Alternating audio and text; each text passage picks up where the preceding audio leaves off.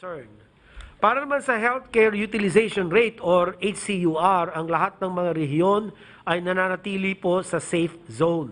Ang naitalang pinakamataas na healthcare utilization rate sa kasalukuyan at 48% at 47% para sa regions 7 and 11 respectively. Ngunit ito ay nasa low risk classification pa rin sa ngayon. Ang Baguio City naman ay naitala sa high risk ang kanilang HCUR. Samantalang ang Lapu-Lapu City, Santiago City, Makati City at ang probinsya ng Davao de Oro at Isabela ay naitala sa moderate risk level. Ngayon, 24 ng Pebrero, may naidagdag na 1,557 na bagong kaso po. At ang total cases po natin ay umabot na sa 566,420 as of today, February 24. Para naman sa atin mga active cases, ang kabuuang bilang ngayon ay nasa 30,970. Ang katumbas po nito ay umigit kumulang 5% ng ating pong mga kabuuan kaso. At sa kabilang dako, ang ating recoveries naman ay umabot na sa 523,321 at ang recovery rate po natin ay asa 92.4%. At habang ang bilang po ng namatay ay nasa 12,129 at ang atin CFR ay nananatiling nasa 2.14%. Next slide. Para naman sa atin world rankings as of February 24, ang Pilipinas po ay nananatili sa ika-31 sa mga bansang may pinakamaraming kaso, habang tayo naman ay bumaba na sa ika-43 or 43rd mula sa 41st sa mga bansang may pinakamaraming active cases. So maganda po ito, bumababa po yung atin ranking, which is a good sign of our success in our pandemic response. Kung ibabangga naman ang bilang ng kaso sa kada 1 milyon populasyon, ang Pilipinas ay nasa 129th rank. Tumaas lamang ng 5 antas mula noong nakaraang linggo. Kung ibabangga naman, next slide please. Kung ibabangga naman ang bilang ng mga namatay sa kada 1 milyon populasyon, ang Pilipinas ay nasa ika-116 or 116th na pwesto. At para naman sa ating case fatality rate, tayo ay nasa ika-69 or 69th na ranking, tumaas lamang ng 1 antas mula sa nakaraang linggo. Next slide. Kung atin naman susuriin ang kabuuan ng epidemic curve, kung saan ang mga kaso po ay inilatag base sa petsa ng pagsisimula ng sintomas, mayroon po tayong bahagyang pagtaas na naitala kumpara sa 7-day moving average. At habang ang bilang ng mga kaso ay nakitaan ng pag-akyat noong Enero, ang pagtaas ng kaso ay unti-unting bumabagal hanggang sa kasalukuyan. So nagpa-plateau na po tayo. If you look at the last 7 graphs, this simply shows that although after the holiday season, there has been an increase in the slight increase in the number of cases. However, towards the end or mid-February, this has flattened or the increase has actually slowed down. Next slide. Ito naman po para sa linggong ito, ang makikita po ang patuloy at bahagyang pagbaba ng mga bagong kaso sa pangkalahatan. Sa kabuuan, ang bansa ay may 1% na pagbaba sa 2-week growth rate or 2WGR mula noong nakaraan 3 hanggang 4 na linggo at 1.56 cases per 100,000 population na average daily attack rate or ADAR. Ang mga riyon ng 7, 10, 4B at NCR ay nagpakita ng pagtaas ng kanilang 2WGR at ang Region 7 ang pinakamataas na nakapagpatala ng 64% 2WGR. Ang mga riyon ng CAR, 7, 11, Caraga at NCR ay nakapagtala naman ng ADAR na mas mataas kaysa sa national ADAR at 1.56 per 100,000 population. At mula sa nabanggit, ang CAR ang may pinakamataas na average daily attack rate na nakapagtala ng 5.6 confirmed cases per 100,000 population. Next. Sa slide na ito, ating pong bibigyan ng pansin ang Region 7 at patuloy natin iminumungkahi na paigtingin panlalo ang kanilang PDITR strategies na lalo na sa mga lugar na nasa high-risk classification, gaya po ng Cebu City, Mandaue City, Lapu-Lapu City. Sa kabuuan ng Region 7 ay nasa safe zone naman ang kanilang healthcare utilization rate at nananatiling Lapu-Lapu City ang nasa moderate risk at 69%. Sunod po na slide para naman sa mga lugar na nasa Region 10, mainam na mabantayan ang mga sumusunod. Ang Cagayan de Oro, Misamis Oriental, and Bukidnon na naitala sa moderate risk classification, buhat ng pagtaas ng kanilang 2W or 2-week growth rate and average daily attack rate. Next slide. Para naman sa NCR, dito po, ang mga lungsod ng Navotas, ang Pasay, ay naitala sa high-risk classification, dulot ng mataas na 2WGR para sa Navotas City, na nagkaroon po ng 349% increase at mataas na average daily attack rate sa Pasay City at 8.62 cases per 100,000 population. Mataas po ito, Ginoong Pangulo. Ang mga lungsod ng Malabon, San Juan, Makati, Manila, Las Piñas, Valenzuela, Quezon at ang munisipyo ng Pateros ay nasa moderate risk classification sa nagdaang linggo. Sa kabuuan, ang mga lugar sa NCR ay nasa safe zone. Ang kanilang HCUR maliban po sa Makati na nasa moderate risk or 63% utilization. Yung pong akin last slide, ito po yung sa patungkol sa MROPB SIA updates. Ito po yung isang slide lang po ito, and I am showing this, Mr. President, because we just want to make sure that when we start rolling out our vaccines against COVID-19, hindi tayo magkakaroon ng sabay na measles and polio outbreaks. And that's why I would like to appeal to the DILG to help us to complete our coverage of our measles, rubella, and the polio supplemental immunization activity.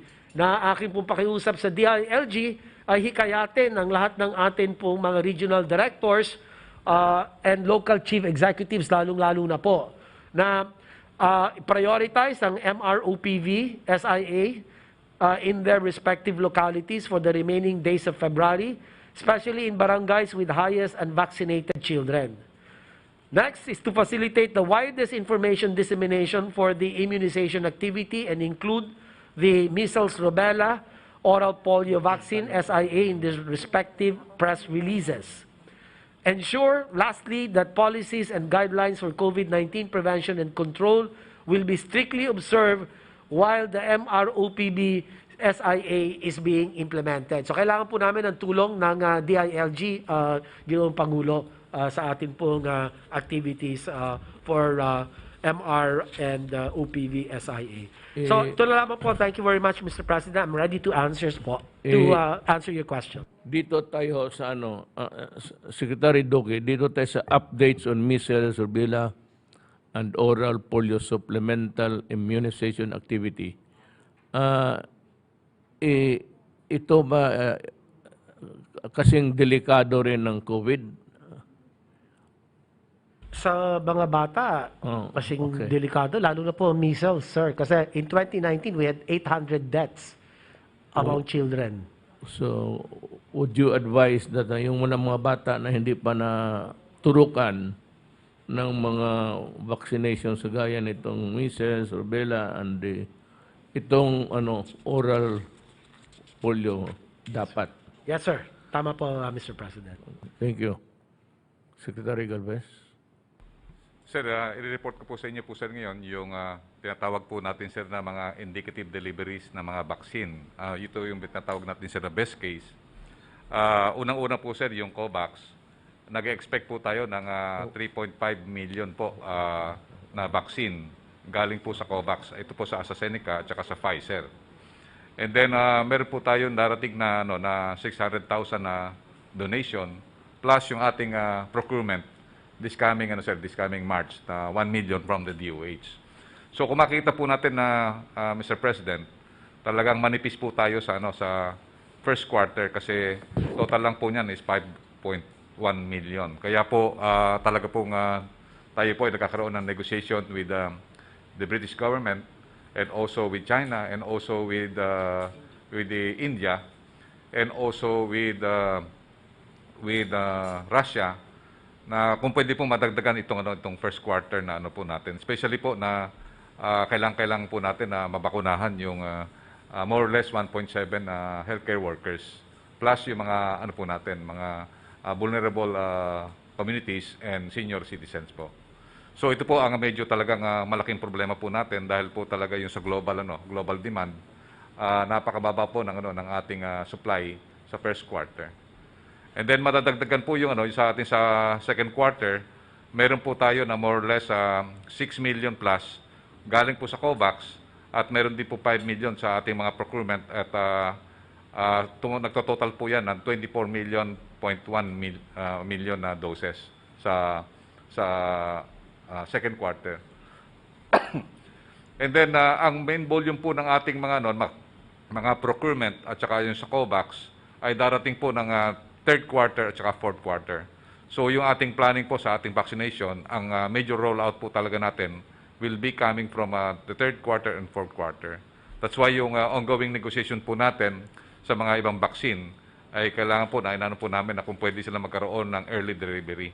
At nagne-negotiate din po tayo kahit mapamahal ng konti, basta early delivery lang po sila ng second quarter at saka po ng first quarter. Yun po ang ginagawa po natin technique ino-offset po natin ng prices na yung kanilang price. Dadagdagan po yung prices para mapaaga po kasi mas maganda po yung mas maaga siya ma-offset natin yung yung increase ng price. Yun po ang parang ito na po ang lahat ng po natin na we are expecting to receive 161 million doses by the end of 2021. Next slide please. So ito po yung yung ating update ng negotiation natin po sa ating mga terms of negotiation. Sa AstraZeneca po, ito po, nagkaroon na po tayo ng supply agreement, na nagkaroon na po ng advance payment ang ating mga, tinatawag natin sa tripartite agreement, ang ating mga private sector, at saka po yung, yung ating mga LGUs. So meron na po tayong secured na 17 million na tinatawag nating doses. And then kanina sir, more or less 3.5 hours kami nagkaroon ng kanina umaga, nagkaroon po kami ng marathon ng Moderna, marathon na negotiations, finalizing the language of the supply agreement. So may mga 3 agreements na po kaming pinapolish in terms of yung sa indemnification at saka po yung mga terms of delivery. One question. Yung pinapagawa nila ng mga agreements, the documentations, dyan na lang, the documentations would also include the indemnity. Yes, sir. Actually, sir, yun sir, nung talagang medyo tedious kasi talagang ang gusto po talaga ng mga ibang manufacturer, full blanket authority. Tulad po ng ng mga... Full blanket absolution. Opo, kasama po doon. Kaya po medyo po tayo dahil kasi po yung Senado at saka sa kami po yung point of view po natin na hindi po ganun talagang parang full blanket dahil kasi po yung tinatawag natin yung good manufacturing practices kailangan pa rin po ma-maintain din po yun. Kasi yung lahat ng mga, yung mga fault nila through gross negligence at saka tinatawag nating willful neglect, dapat po talaga po yun, hindi po natin kasi jurisprudence po ng ng ating state na dapat pangalagaan po natin ang ating mga mamamayan sa mga tinatawag nating malpractices po. Malpractices, kung na-deliver na yung vaccines, not before. How about the malpractices and negligence of, for example, AstraZeneca, Moderna? Wala tayong laban. So yun po sir, yun ang inano po nila na talagang absolute po yung yung kaya po nagkakaroon po talaga tayo ng tinatawag nating napakatagal na negotiation kasi siyempre po ang rin po natin we have to protect din Kaya po nga. yung health po ng ating kasi po yun lang po kasi ang namin dapat malaman po ng mamamayan at saka ng mga manufacturer na this state cannot waive yung yung tinatawag na blanket immunity na ang po natin ay yung malpractices at willful neglect. Kasi unfair po sa atin na sa isang manufacturer na natin yon na isusurrender po natin yon dahil parang pagka nangyari po may nangyari na meron silang malpractices. Parang kawawa naman po yung ating mga mamayan na talagang mahihirapan po na makapag po ng indemnity. Though meron po tayong indemnity fund, pero dapat fair and square, dapat sa negotiation table, it is a fair for us na ilaban natin sa manufacturer na kailangan fair din po sila. Na kailangan i-maintain din po nila na yung specification na required na i-deliver nila na vaccine is also safe and effective. Kung ano po yung in order po natin, dapat po yun ang ibigay nila. So, go ahead.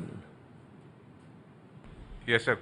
Kaya po sir, nagpapasalamat sir tayo sir sa Senado, sa pamuno sir ni Senate President Soto at saka sir Senator Bongo at Senator Angara na yung talagang yung Senate Bill, isa landmark, Senate Bill 2057 at saka yung House Bill number 8648 na po ni Speaker Velasco ay ito po yung mga landmark na mga legislation na really intend to protect not only the manufacturers but also the vaccinee, considering that merong allocated tayo na na indemnification fund kung just in case na ma-hospital or merong tinatawag tayo yung adverse effect. So lahat po protektado nito po. Ibig sabihin pati po lalo na yung mga manufacturer kung natatakot po sila because of the adverse effect.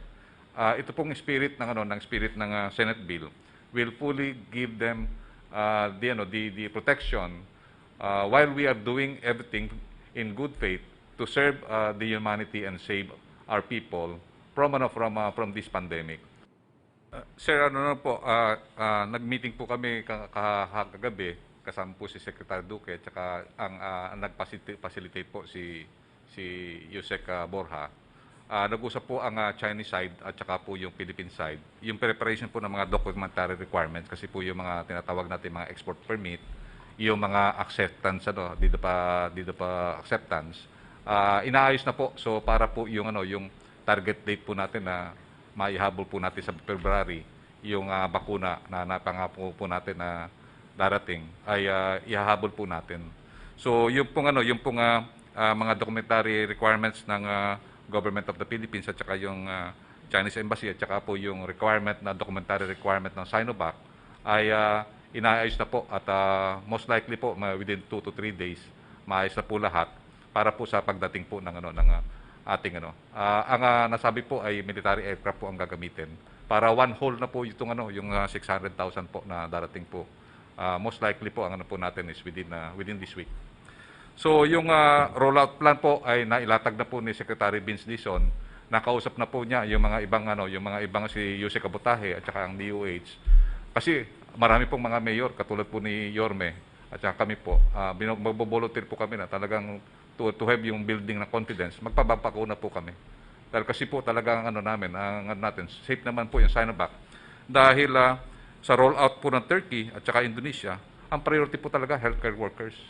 Yung aged 18 to 59. So, ni-roll out po ng Turkey yan, more or less ngayon po sa Turkey, mahigit na 6.5 million na po ang na-roll out na Sinovac po ang ginamit. Yung presidente po ng Turkey, nagpabakuna po siya. Lately nga po, yung leader po ng Hong Kong, na 64 years old, nagpabakuna din po nung isang araw. Kari lang. Sa Sinovac din po yun. Kaya po, maano po na si President Widodo, Sinovac din po ang nagano po doon. Kaya po inano po namin sa ating mga mamayan yung mag-alay ng fear na talagang ito pong Sinovac ay safe and effective po ito dahil kasi approve na po ito ng FDA at saka 91% naman po sa Turkey. At nakita natin medyo mababa lang po talaga doon sa healthcare workers kasi yung sa Brazil strain maano po yan mahirap din na i-solve yung kasi talaga po natin yung Brazil isa sa mga tinatawag nating most affected na country. Kaya po talagang mababa talaga ang magiging efficacy kasi yung tinatawag nating yung kanyang yung frequency at saka yung tinatawag natin na sinasabi po ng mga expert na talagang yung kanyang vulnerability na magkaroon ng infection sa COVID ay mataas po. Pero ang sabi naman po ng ating mga expert na ang Sinovac po is 100% protecting you from the severe diseases at saka po yung tinatawag na severe cases at saka po yung hospitalization. Maybe we can explain mamaya po ni Secretary Duque yung ibig sabihin po ng efficacy ng severity po. If I may, Mr. President, yung unang-una po, yung bakuna, 4 po ang kanilang epekto. Number 1, it will reduce death. Number 2, it will reduce symptomatic cases. Yung pong may sakit, ma-prevent yung symptoms, yung sipon, yung ubo, lagnat. Tapos, i-reduce, mabababa din niya yung kaso ng asymptomatic cases. May virus ako, pero wala akong symptoms. Pati yung bilang na yon babagsak because of the bakuna.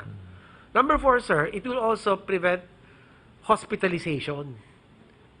And therefore, and it will prevent progression to severe form of COVID-19 infection. And therefore, prevent hospitalization. Now, Pfizer, Moderna, AstraZeneca, and Sinovac, based on their clinical trial data, 100% ang efficacy rate nila in preventing severe COVID infection. Eh yun naman, sir, ang importante kasi yung namamatay galing doon sa severe. So if you're able to prevent severe infection, walang mamamatay. And Sinovac belongs to that group that offers or provides 100% efficacy or effectiveness, sir. So I am not surprised that some countries, despite the the indications in the issued emergency use authorization, they opted to still include their healthcare workers within the age group of 18 to 59 years of age, Mr. President. So tonight, the interim national National Immunization Technical Advisory Group is currently meeting, Mr. President. Baka magbago pa yung indications for the use of the Sinovac vaccines. So we are waiting. Perhaps late tonight we'll be able to get a more definitive recommendation of our NITAG. So ito po yung mga experts from various fields. We have immunologists, we have epidemiologists, microbiologists, sociologists. Lahat po yung mga yan. Nag-uusap ngayon, sir. Thank you. Nothing more to say. As I have promised the nation, I said I would dedicate the last remaining months of my stay in the office of the President going after corrupt people. So that by the time na maminus-minus na, do not expect me to entirely clean as a pristine, clean bureaucracy. That is impossible and cannot really be achievable. Pero as we go along our way, marami na tayong talagang itong corruption. List of Philippine Drug Enforcement Agency, PDEA, personnel dismissed from service. Number 1 is Julius Navales, Director, Administrative Holding Office, Administrative of Human and Resource Service. Grave misconduct and conduct prejudicial to the best interest of the service. Dismissal. Ang sunod si Erwin Ogario, Director 3, Administrative Holding Office, Administrative and Human Resource Service. Grave misconduct for facilitating the release of a drug suspect and for not including 500 pieces of ecstasy in the inventory of the seized document or evidence. Ang sunod, Sherwin Herbert Manuel, Intelligence 4, grave misconduct, prejudicial to the best interest of the service, for facilitating the release of a drug suspect and for not including 500 pieces of ecstasy in the inventory of the seized evidence. Putulin ko muna dito. Alam ba ninyo kung bakit? Do you really know na hindi naman lahat. Nare-release sa police, minsan na na-dismiss doon sa fiscal's office, o minsan mismo sa korte. Alam mo, ang naglalaro dito, alam mo ano? Pera. I'm not saying that all of them. As a matter of fact, it would be safe to say na kukunti lang yan sila. Very few, but then they destroy the integrity of government itself. No, itong mga facilitating a drug suspect, hindi naman abogado itong putang ina. Hindi ka investigador. And you facilitate the release, it could only mean money. That is why, basta may pera at saka yung nadispal ko, dapat talaga must be dismissed. Itong isa kasi, si Manuel, 1 year without pay. Pagdating sa Civil Service Commission, sabi ng Civil Service, paalisin mo yan. Tama yan. And I would like to congratulate using the, you know, it's just a common sense. If you are there, bakit kita i-suspend putang? If you are bribing or you are in the take that you can be bribed, you should not be there in the service at all. Hindi ako pwede magsabi niyang i-suspend lang kasi gagawa ito ng gagawa sa those policemen, PNP, na ang mga kasalanan itong related sa drugs, pati itong pera, malversation. There's only one penalty there. They should not be in government. They should be out in the streets. Ngayon, alam ko wala itong mga trabaho.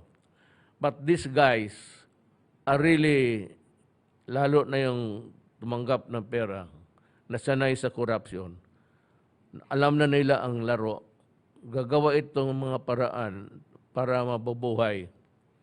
And the easiest way to earn money is to practice the trade of bribery and in the releases at alam na kung paano sinong lapitan. I'm just warning you. Basta itong grave misconduct, hindi ko, ang isa lang, pagdating doon, I will, if it's just wag na kalimutan na ninyo, basta yung droga, tsaka bribery, kalimutan na ninyo yung suspension. Hindi ako maniwala dyan, paalisin kita. You know, lahat ng administrative cases sa Justice Department, sa Executive Department of Government, Executive, Judicial, pati Legislative. Dito ka sa akin. I am the last sa matumbok mo ako. Ang utos ko ngayon ito sa PAC is paalisin ito lahat. Yung lahat na suspended, i-modify ninyo. Hindi na maniwala yung may finality sa final and executory. Umalis kayo. Wala akong pakialam. Magdemanda ka. Kasi mo sabihin mo, tapos ka na hearing na yung kaso mo, at iyan lang ang penalty mo, 1 year suspension. Eh, sabihin ko sa iyo, that's bullshit, you get out. Demanda ka, Mili ka kung saan ka gustong opisina magdemanda. Itong si Regan Silverio, intelligence officer, grave misconduct for extortion. Alam mo, basta may regulation, tandaan ninyo ito, taong bayan. Basta may regulation, if there is somebody given to regulate, to deny or approve or do something that would make it easy for him or easy for him to make money and to secure the release of suspected. Kasi kung hindi naman totoo, bakit magbayad? Huwag mong sabihin magpakulong kayo ng mga inosenteng tao. Kaya magsabi ka lang, drug lord, tapos patayin mo. Malaman ko na malaman. Ikaw na lang ipapatay ko rin. Sama kayo sa impyerno. Malaman ko ng malaman. Totoo lang. Baski anong sekreto ng transaction mo, alam ko. So, hindi mo matago yan. You think that ikaw ang intelligence officer. Kayo mga intelligence officer, binabantayan rin kayo. Kasi duda man ako, baka mabili ka. Kung hindi ka mabili, mabuti. Kaya yung ninyo, umalis kayo. No, the problem is, pag wala na kayong trabaho, anong gawin ninyo? So, pasok kayo dyan sa mga transaksyon na ganun. Kaya I'll be asking the PDEA to come up with the list of itong lahat ng mga tao in government, lalo na yung law enforcement, na kung sino yung napatanggal. Kasi may suspetsa ako, hindi lang suspetsa, sigurado ako na gagawa ito ng milagro para to continue with this nefarious activity. So bantayan ito sila. There must be a team dedicated to watch only these guys who were dismissed from the service. Itong si Hasan Muharram, administrative staff, grave misconduct for testing positive for drug use.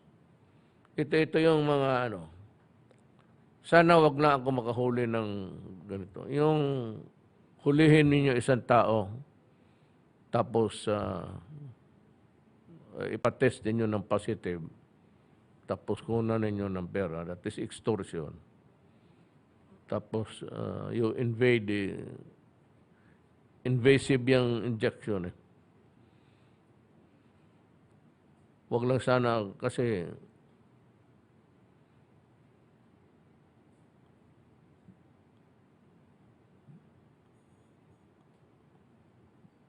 pag napaalis na kayo, bago kayo palisin, sabihin ko sa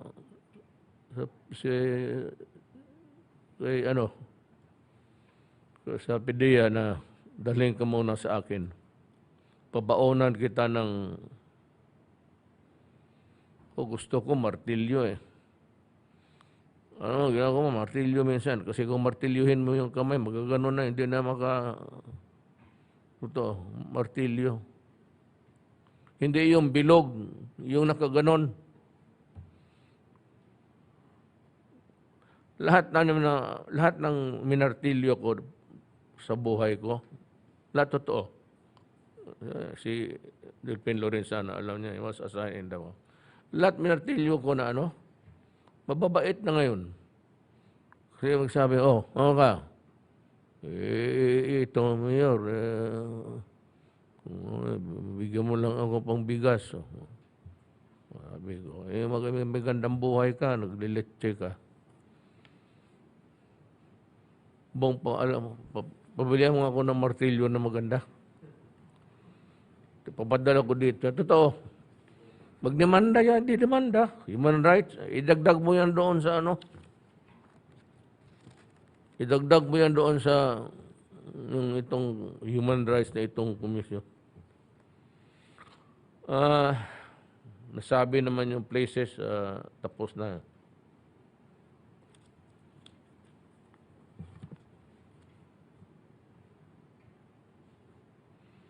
There are only 10 countries today.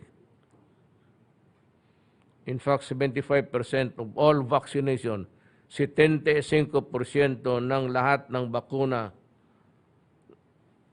nakuha ng 10 countries, 10 lang. Yung 130, wala. So, maghintay tayo. At sana, hindi naman ako ng ano, I'm not trying to, I said, pontificate here. Yung in the meantime, you just better follow government at iliwasan yung mask. It can save you a lot of trouble and expense. Simple lang ito. Sa bagay yung mga hold upper, hindi na masyado mahirapan, sanay na mga animal na ganito. Ito lang.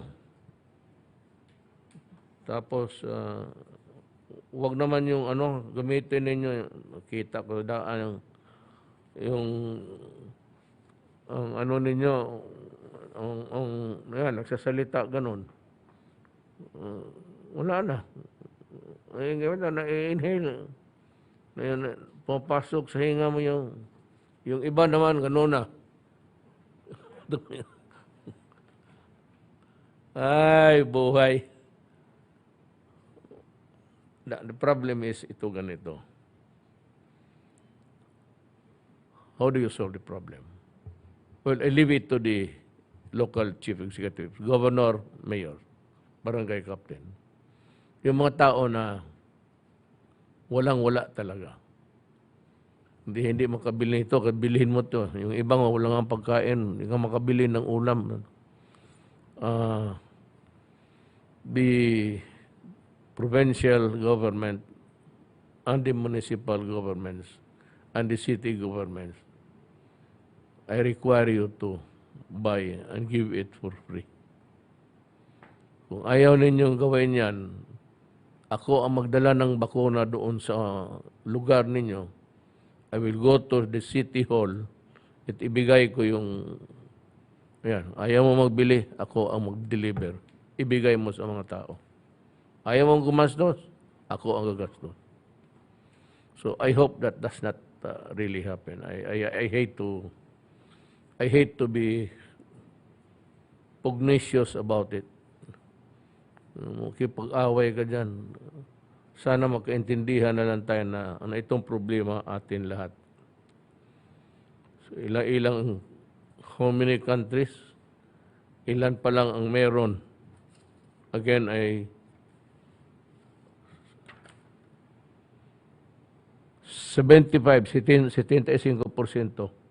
nandiyan lang sa 10 na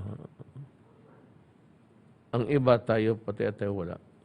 Canada nga na kapitbahay ng Amerika, nagdadamutan pa sila. Kino-corner talaga ng Amerika lahat ngayon. Kasi they have about 270 million people. Well, 332? Million, yes sir. All the statistics, walang binasa ko kanino. So, 300, my God. Tapos, may booster pa. Aabot pa ito ng be very careful. Ako naman, I've been criticized. Tama kayo. Na ito si Duterte nagsasalita, hindi naman sinusunod. Tama kayo.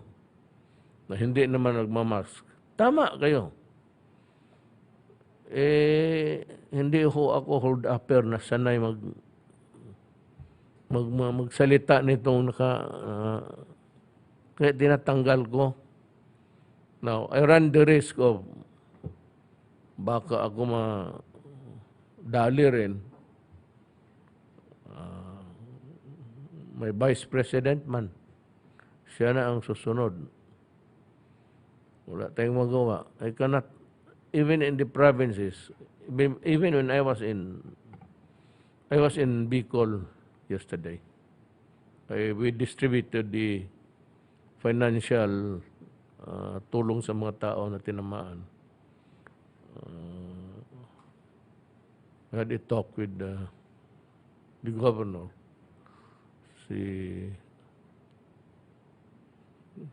Sino ganun mo? Si Pimentel. Sa Surigao, not Bicol. Bicol in Surigao. Yun pala ang tinamaan ng husto. But there was really nothing about destruction. Well, there were, but it was because of the flooding. Na noon una, yung climate change, medyo pa ako noon, parang ayaw ako maniwala.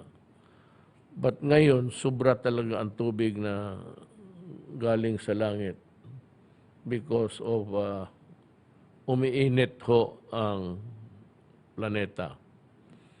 At even by a certain degree higher, we are in serious trouble. Kasi yung dagat ho, mabilis na rin yung singaw na tubig. Kung akyat yung parang nag-init ka ng tubig, yung sumisingaw.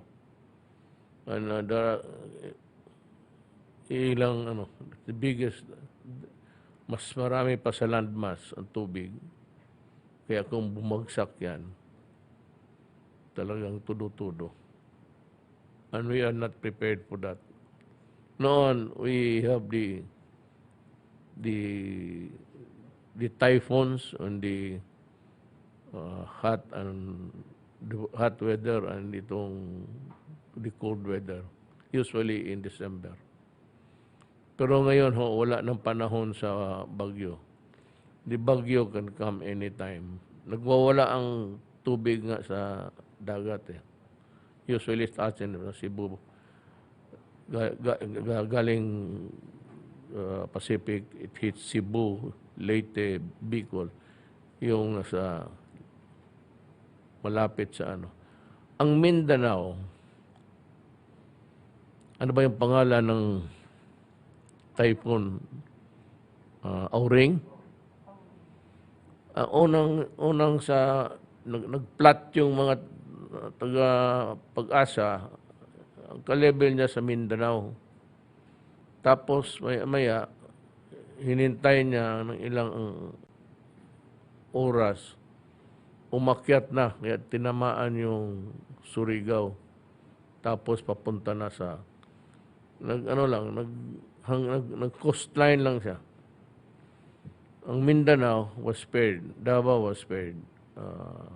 We have to thank the good Lord for that. So many things really coming our way, problems. But if you want to have an advice, if you are ready to get one, there is only one thing really that can save this planet. It's God. Maybe we should pray more. Whatever the God